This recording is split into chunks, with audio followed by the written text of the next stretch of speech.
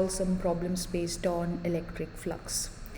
So electric flux is given by the formula phi equal E A cosine theta, where theta is the angle between the electric field vector and the area vector. So let's read this problem. A flat surface of area 3.2 meter square is rotated in uniform electric field of magnitude E equals 6.2 times 10 to the power 2 Newton per Coulomb. Determine the electric flux through this area when the electric field is perpendicular to the surface. So let's just imagine that this is our area or the surface, and the electric field, they have said that it's perpendicular to the surface. So let's draw the electric field. This is our electric field and it is perpendicular to the surface. So we need to know what's the angle theta. For that we need to find out what's the direction, or how we need to draw the area vector. So let's draw the area vector also on the diagram. Area vector is always perpendicular to the surface, so the area vector will point to in the upward direction. Let me just choose a color here. Okay, let's take this. So the area vector will also point like this. That will be the area vector, and this is our electric field vector. So electric field vector and area vector, they both are parallel to each other. That means theta is equal to 0, because theta is the angle between area vector and electric field vector. In this case, theta is equal to 0.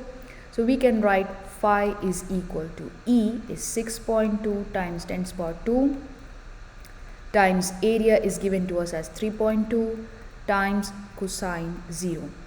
Now we can put these numbers. Cosine 0 will be 1. So 6.2 times 10 to the power of 2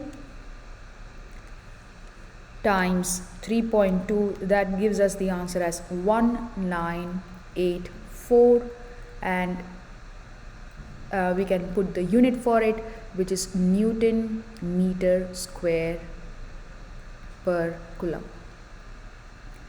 Next, it says determine the electric field through this area when the electric field is parallel to the surface. So let's draw the diagram again to understand. So that's our area or the surface, and electric field this time is parallel to the surface. So let's get the electric field vector. Electric field is parallel, so electric field would look like this. It's parallel to the surface E, and we need to draw the area vector, which will be as usual perpendicular to the surface like this. So I drew the diagram reading the question. It says parallel to the surface. Electric field is parallel to the surface. This is our surface and it should be parallel to the surface. Now what do we see? The angle here between the area vector and the electric field, this angle is 90. So theta is equal to 90, and cosine 90 is equal to 0. That means in this case the flux will be equal to 0.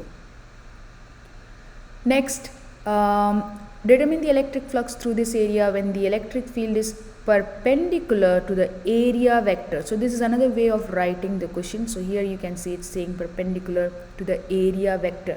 Before it was telling us perpendicular to the surface. So these two are two different things, perpendicular to surface and perpendicular to area vector. Okay.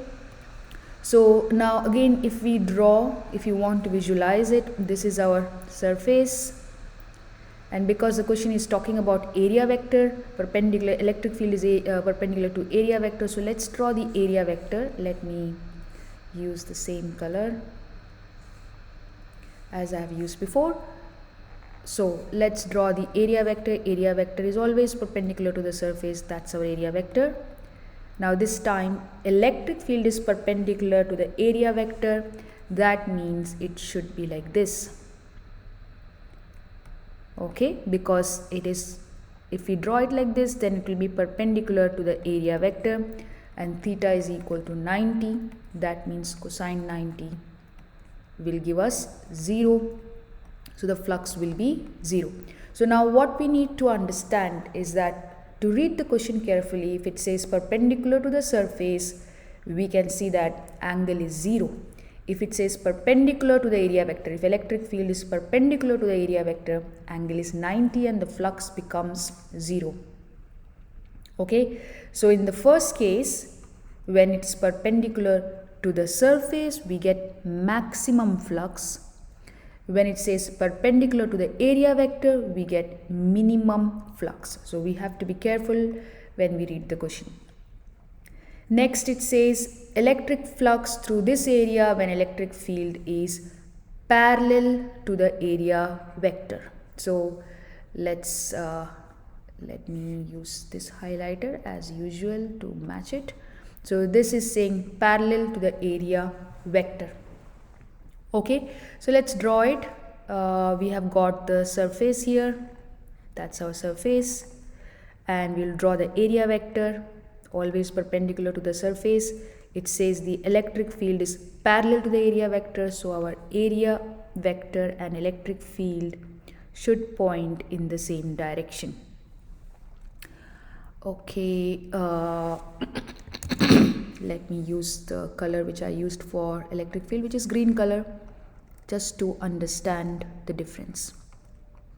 So we can see that we have drawn a electric field parallel to the area vector. Theta is equal to 0, cosine 0 is 1. So when I find the flux, I will write EA cosine theta.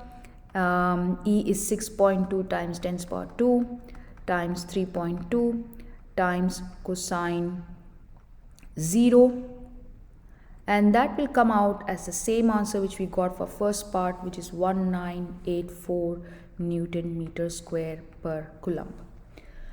Okay, so what do we see here? When they say parallel to area vector, we get the same answer as when they say perpendicular to the surface. Okay, so it's important to read what they are saying. It's important to visualize so that you don't make a mistake in getting the angle. Is theta 0 or is theta 90? Always remember, theta is the angle between area vector and electric field and not between electric field and the surface. When they use the word surface, you need to check the area vector. Where is the area vector and what's the angle between area vector and electric field? Okay, let's look at one more problem. Here we have got 4 pictures here. So the figure below shows electric flux through 4 closed surfaces. In C and D, the charges are inside the closed surfaces. Which surfaces have negative flux? So they are asking for negative flux. So we need to recall that if the flux lines go outward, then the electric flux is positive. If the flux line go inward, then the electric flux is negative.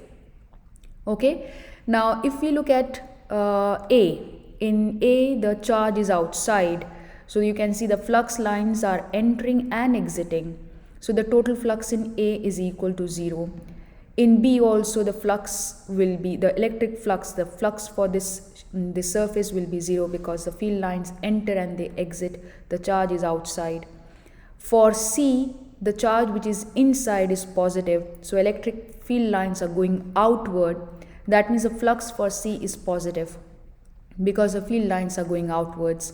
For D, the field lines are going inwards. That means the flux for D is negative. So our answer, which one will have negative flux? The answer is D will have negative flux.